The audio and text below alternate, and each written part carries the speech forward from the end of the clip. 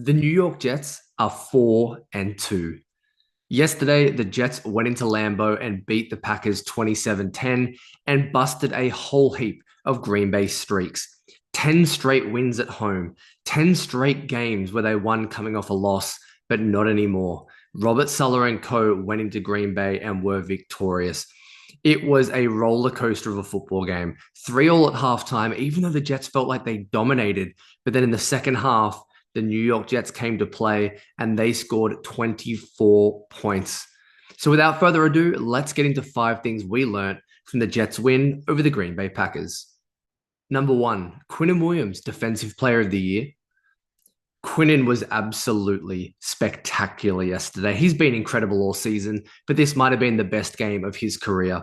He had 2 sacks. He had a forced fumble. He blocked a field goal. He had 5 total tackles, 2 more tackles for loss. He was dynamic in the run game. Everything you want from Quinnen Williams, he was exactly that. Now the argument isn't, is Quinnen Williams a bust?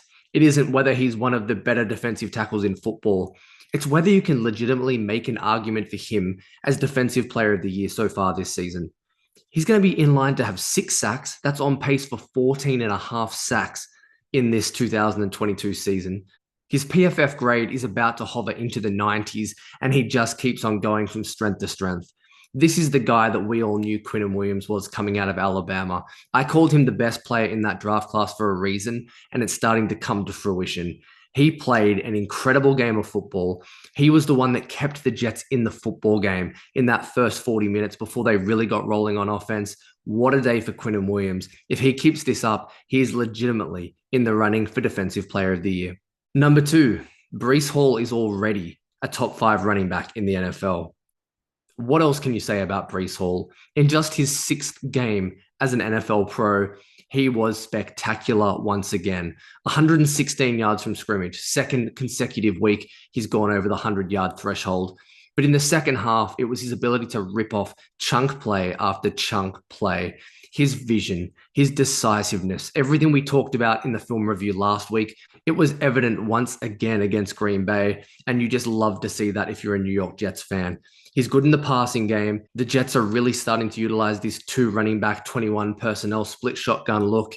It's exciting. They finally are starting to have an identity, and it's going to be based around Breece Hall toting the rock.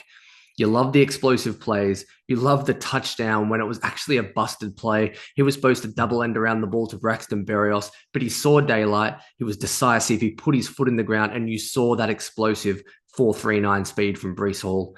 What a day for the rookie. What a day for the New York Jets running game. They took control and rammed it down Green Bay's throat in the second half, and it was all because of Breece Hall. Number 3, Sauce Gardner is already an elite cornerback in the NFL.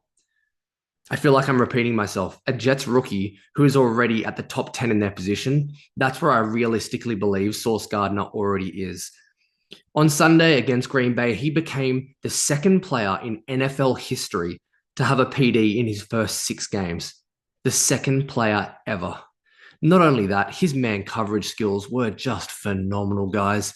We're talking about out of every NFL player on Sunday that had 25 man coverage snaps or more, only 6 allowed 1 reception, and that included Sauce Gardner. Just like glue all day long. You've seen that clip online, I'm sure already, where he was going against the Packers rookie, and it was like a double move, and his ability to flip his hips, to stay in phase, to change direction. He's got everything you need to be an elite corner, and he's already playing at that level.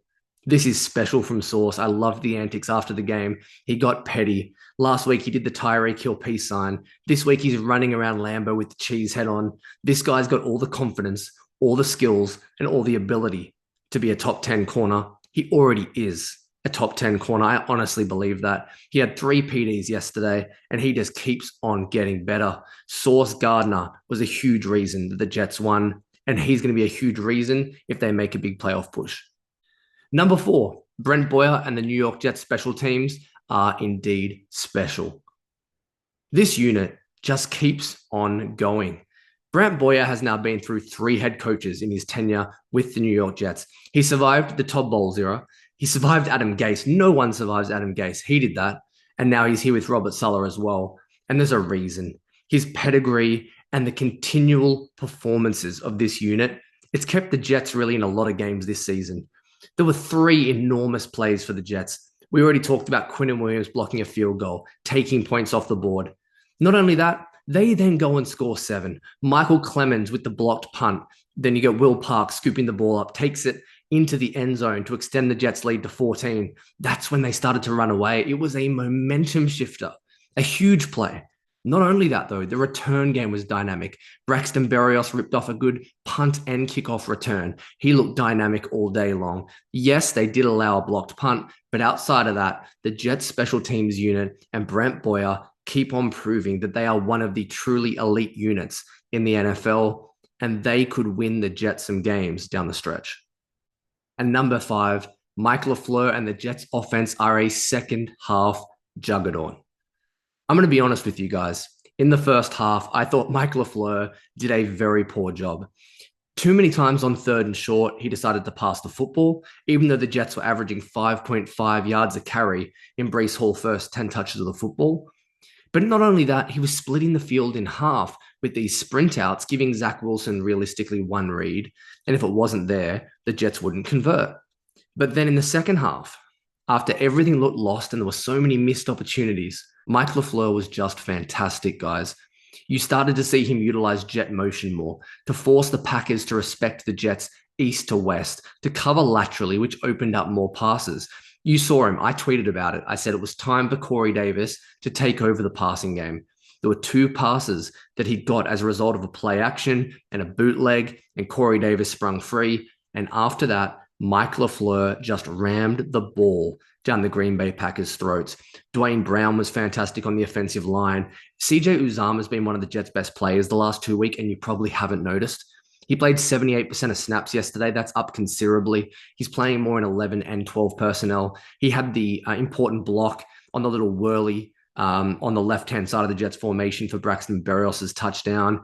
He had a chop block for the deep pass I mentioned to Corey Davis down the right sideline. He had the tight end screen. Mike LaFleur was in his bag. The Jets just kept on running the football. It was great to see that. Zach Wilson didn't throw the ball in the fourth quarter, and that's a good thing. The Jets are playing complementary football. They can beat you in a multitude of ways, and they scored 17 offensive points in the second half. Watch out for the Jets offense. So, guys, those are the 5 things we learned from the Jets' 27-10 win as 7.5-point road dogs in Lambeau Field. What are they going to do next week against the Denver Broncos? We will see. Until then, guys, I'll catch you next time.